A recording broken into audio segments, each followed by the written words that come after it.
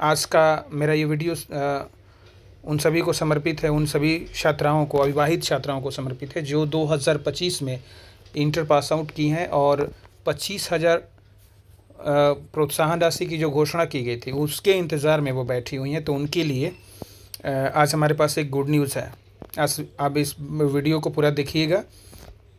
चलिए हम आपको शिक्षा विभाग का जो नोटिस है उसी की तरफ ले जाते हैं। तो देखिए, ये नोटिस आपके सामने दिख रहा होगा। शिक्षा विभाग, ये आम सूचना दिख रहा होगा आपको। मुख्यमंत्री कन्या उत्थान योजना अंतर्गत बालिका इंटरमीडिएट, मतलब बालिका जो इंटर पास हुई हैं, प्रोत्साहन योजना से लाभान्वित होने के लिए बिहार विद्यालय परीक्षा समिति द्वारा आयोजित वार्षिक इंटरमीडिएट परीक्षा 2025 में उत्तीर्ण अविवाहित छात्राओं द्वारा एनआईसी के ऑनलाइन पोर्टल पर सूचनाओं के अंकित किए जाने के संबंध में।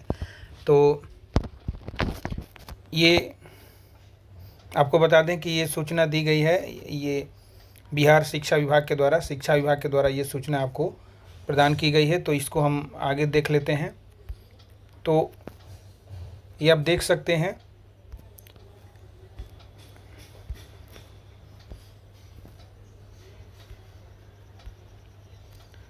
एतद द्वारा सूचित किया जाता है कि उच्च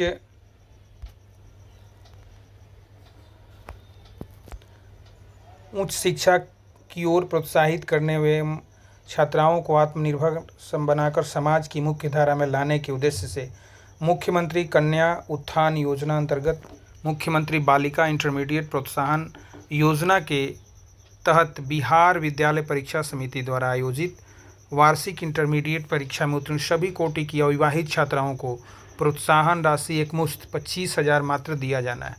यह राशि सीधे लाभुकों के खाते में डीबीटी के माध्यम से अंतरित की जाएगी। डीबीटी का मतलब कि डायरेक्ट बेनिफिट ट्रांसफ़र जो होता है वो उसके माध्यम से सीधे आपके खाते में ये हस्तांतरित कर दी जाएगी और आप उस पैसे का यूज़ कर सकती हैं।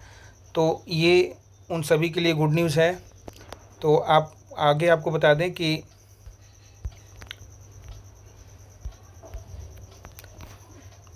पात्र लाभुकों को ऑनलाइन प्रोत्साहन राशि उनके खाते में अंतरित करने हेतु जो भी पात्र कैंडिडेट हैं तो उनको ऑनलाइन प्रोत्साहन राशि उनके खाते में अंतरित करने हेतु एनआईसी द्वारा पोर्टल का निर्माण किया गया है, जिसमें बिहार विद्यालय परीक्षा समिति से इंटरमीडिएट परीक्षा पास 2025 में उत्तीर्ण सभी कोटि की छात्राओं को जिलावार एवं संस्थानवार विवरण अपलोड कर दिया गया है। एक पोर्टल एनआईसी के द्वारा बना दिया गया है। जो भी छात्र पास हैं 2025 में, जो भी छात्रा, माफ़ कीजिएगा, छात्रा जो भी पास हैं उन सभी का डिटेल पूरा ओपन ये अपलोड कर दिया गया है उस पोर्टल पे। एनआईसी के द्वारा जो पोर्टल बनाया गया है उस पर ऑलरेडी आपका जो भी डेटा है वो सब अपलोड कर दिया गया है।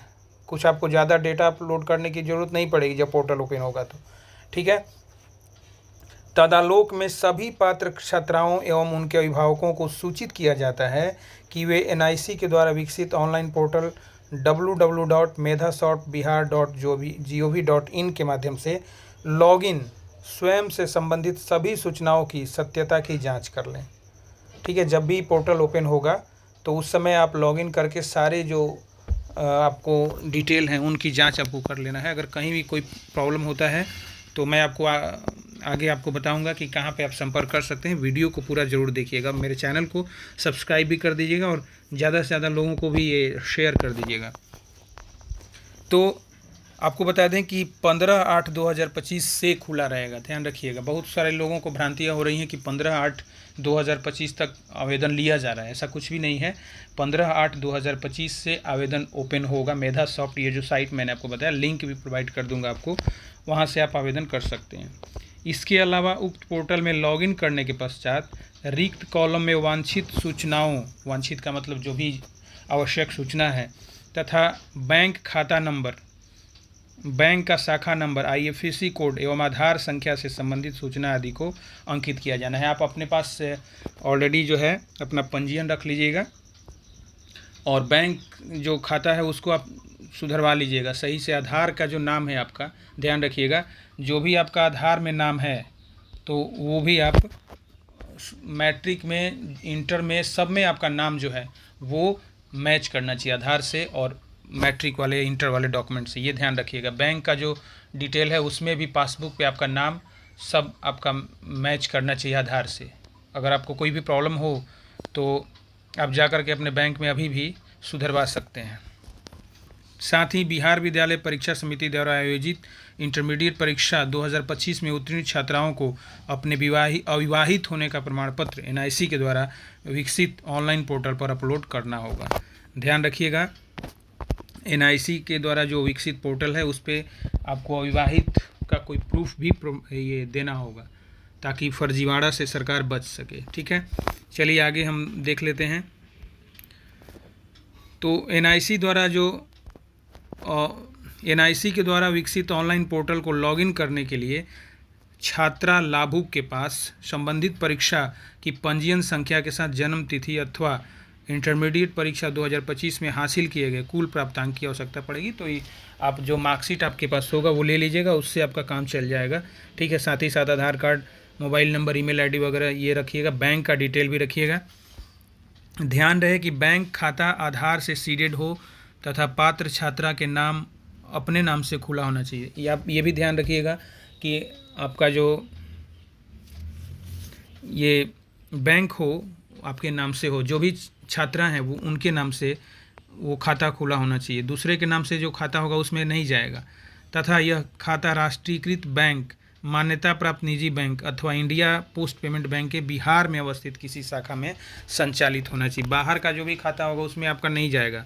ठीक है, तो ध्यान रखिएगा कि भाई ये बिहार का, भारत का, सॉरी माफ़ कीजिएगा, बिहार का जो है, बिहार में अवस्थित ब्रांच हो उसी में खाता हो आपका नेशनलाइज्ड बैंक से या कोई मान्यता प्राप्त जैसे HDFC, ICICI बैंक जो भी मान्यता प्राप्त बैंक है उनसे, या इंडिया पोस्ट पेमेंट बैंक जो डाकघर में खाता खुलता है IPPB, उसका भी खाता चलेगा। ठीक है, तो ये सारी जानकारी है, आप उसको ध्यान से देख लीजिएगा। अगर किसी प्रकार की तकनीकी सहायता आपको चाहिए, अगर आवेदन निकलता है उस समय आपको कोई तकनीकी सहायता चाहिए तो ये दिए हुए नंबर पे नोट कर लीजिए। इस नंबर को 8986294256 और 9534547098 या mkyinter2022@gmail.com पे भी सहयोग प्राप्त किया जा सकता है। ये जानकारी आपको प्राथमिक शिक्षा निदेशक सह नोडल पदाधिकारी DBT शिक्षा विभाग के माध्यम से दिया गया है। तो उम्मीद करते हैं कि यह जानकारी आपको अच्छी। एक चीज़ और आपको बता दें कि बहुत सारे लोगों ने पूछा है कि क्या मतलब किन छात्राओं को इसका लाभ मिलेगा। तो आपको बता दें कि ये फर्स्ट और सेकंड क्लास से उत्तीर्ण सभी छात्राओं को इसका लाभ मिलेगा। ठीक है, फर्स्ट और सेकंड श्रेणी में उत्तीर्ण सभी छात्राओं को इसका लाभ मिलेगा। आप मेरे चैनल को सब्सक्राइब कर दीजिएगा। जैसे ही नोटिस आता है मैं आपको उसके बारे में भी आपको सूचित कर दूंगा। नमस्कार।